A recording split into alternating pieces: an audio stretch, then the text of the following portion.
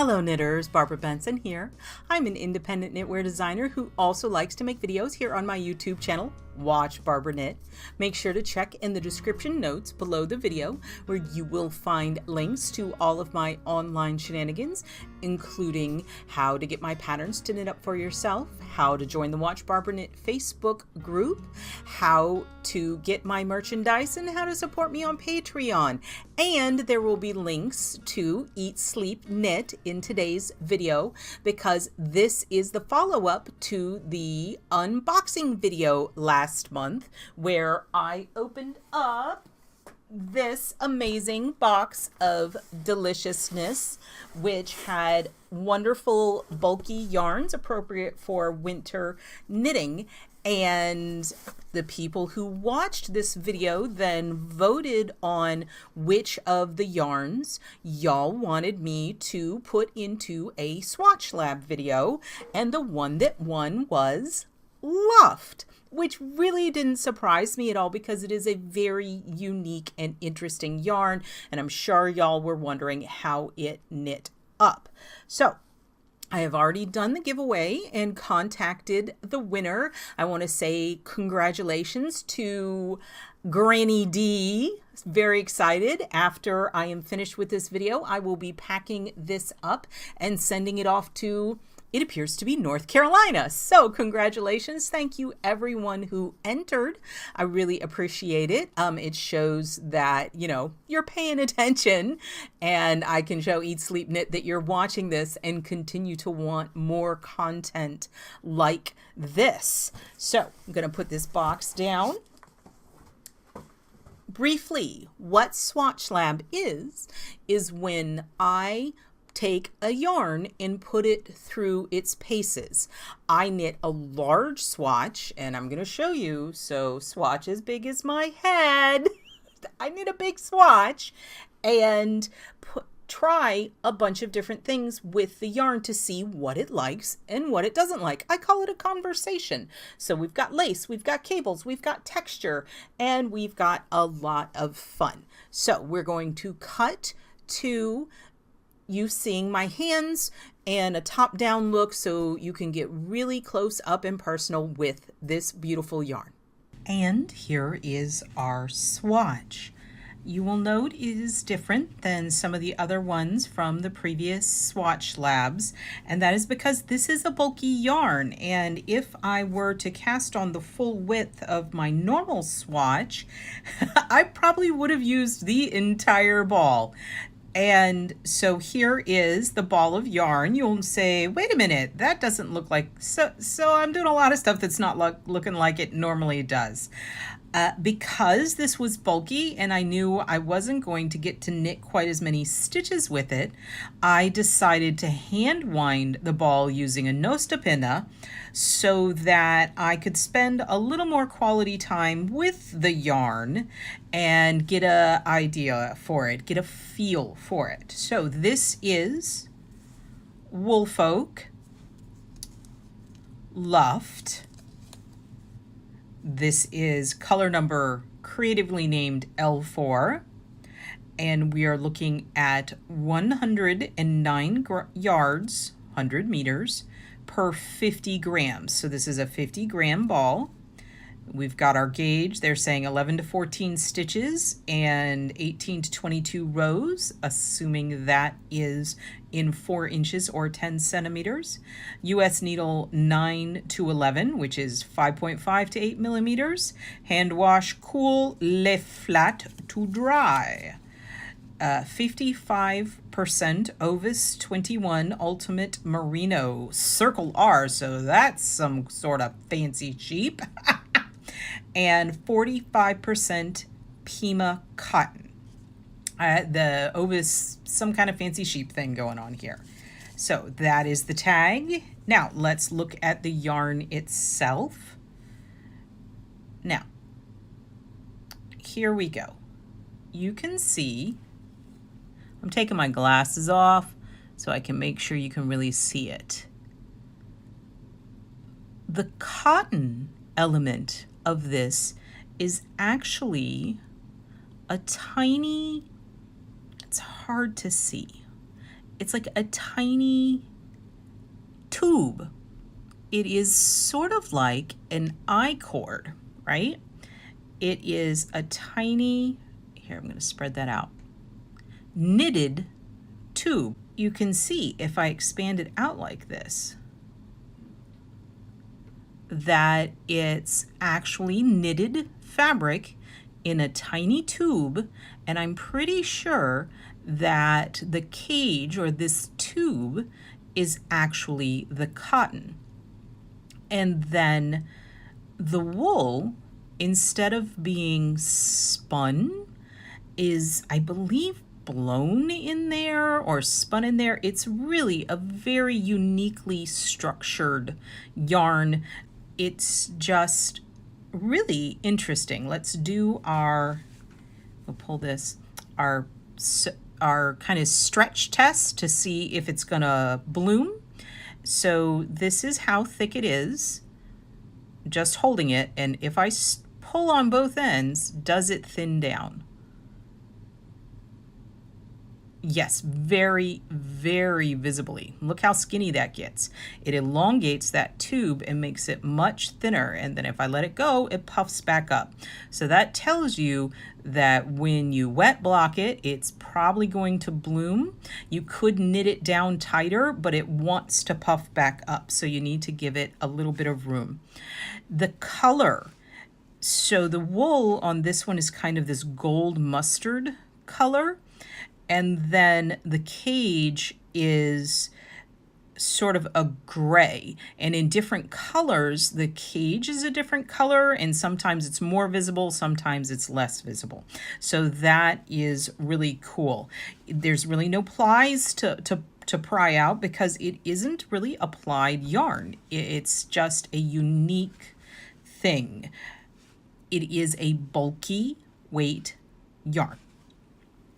I chose to knit it on size 10 needles. Let me make sure. Yep. Here we go. Size 10 needles. These are my Chow Goose. I choose the size by actually going into Ravelry and looking at all the projects and sorting it to seeing what the most common needle size people are knitting on is, and 10 seemed really appropriate here. This is the swatch. As usual, I walk through the swatch. Normally I have the Madeira Cascade down here and you have this lace on both sides, but that would have made it much too wide and used up too much yarn. So I only did half the motif, so you can still see how that lace showed up here. And then you can see the motion and the stitch definition of these coming over. I think it looks really cool. And I split up my cables so they're only taking up a section, so I was able to knit it shorter as well. As you can see, I'm having to look at it sideways because it doesn't fit in the screen vertically, which it normally does. So it was just a little bit different because of how bulky it is, but so cool. It's so fuzzy. I wish y'all could feel it. It's like petting a tiny cloud. So we've got a 2/2 cable here. So it's a total of 4 stitches wide. Then we have some more stockinette. This is just straight stockinette. This is stockinette on a bias. You can see it arching. This is a moss stitch. So it's knit 2, purl 2, and then, you know, knit 2, purl 2 back. We have little 1/1 cables here that are spaced with a stockinette stripe, and they're stacked on top of each other. And then at the top here, we have lace that is true knitted lace, where it's knit 2 together, yarn over on both the right and the wrong side. Let's look more closely. It's just lovely, isn't it? I'm gonna have to say that because of the fuzz and the structure, I was anticipating it obscuring some of these more delicate elements, and I was pleasantly surprised that things are a lot more visible than I had expected them to be. So that is way cool. Here is the basic lace. Now, this is slip 1, knit 2 together, pass slip stitch over. As you get further away from it, So that decrease is not really crisply visible. So if you're doing really intricate lace that relies on being able to see the dynamics of the decreases, this isn't really going to be like as good as some other yarns, but it definitely holds up just fine and it makes some nice detail. Again, these holes, these lace holes are not big and open, and it's because of the fuzz. It's nice, it's there, but I would not say that lace is like its favorite thing. It works fine. It is good as elements, but it's not like lacy. The cable, I think, looks fantastic. I think it loves this cable. It moves nicely. The 2/2 looks great. It doesn't stick up like hugely. It did flatten out a bit, but the cable is nice and distinct. Now, one thing I learned from this is if I'm doing cables, I probably wouldn't want to do a project that had both cables and lace in the same area, because you can see right here, let me put a little piece of paper behind it so you can really see. See here? There. See that? That's the purl column on either side of the cable. And in blocking the lace, it really overstretched that. You can see that it's not really solid, so you can see my finger through it. It's not quite as bad on this side, but definitely overstretching the cables and creating gaps is definitely something that can happen. And I was trying to block this lace. You'll see, actually, that I tried not to. You can see that it's wider on this edge, on this top edge, than it is on this bottom edge. See how it tapers in? Because I deliberately didn't block this as aggressively because I was trying to preserve this cable, but it still created this column here. So be careful combining lace and cables in the same area of the same project. The stockinette, this can do stockinette for days. And in seeing this, I really think that color work could be super fun in this yarn, as long as you have a high enough contrast. It's going to have a neat fuzzy look, and the stitch definition is at a really good spot for color work to really pop nicely. It'll be fun in fuzzy.